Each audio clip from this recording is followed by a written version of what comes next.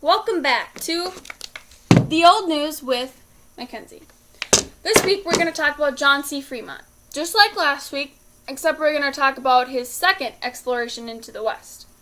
John C. Fremont's second exploration was from 1843 to 1844. His exploration started in St. Louis, where he then went through the Bear River, up to the Cache Valley, and into the Great Salt Lake. From there, he went northwest up into Fort Vancouver. He then went south along the western side of the Great Basin. He then crossed the Sierra Nevada into the southern part of California. He then went to the Utah Lake through the Old Spanish Trail, Mountain Meadows, and the Jedediah Smith route.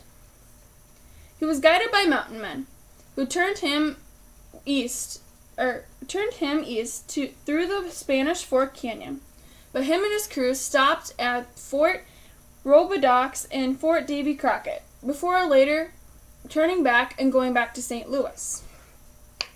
John C. Fremont was again accompanied by members of the U.S. Corps of Topographer Engineers, which helped him assess the land that they traveled. Through his journey, he kept even more detailed descriptions of the land than he previously had. He had more descriptions on the animals, the soil, and the vegetation, but for the same purpose as the first exploration.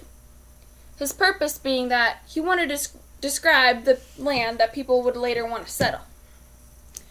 This exploration was by far the most significant of his explorations due to the fact that it proved the Sierra Nevada and the Cascade Ranges formed a continuous chain, and that he established the concept that the Great Basin was just an enclosed interior bowl. Tune in next week to find out what he did on his third exploration into the West.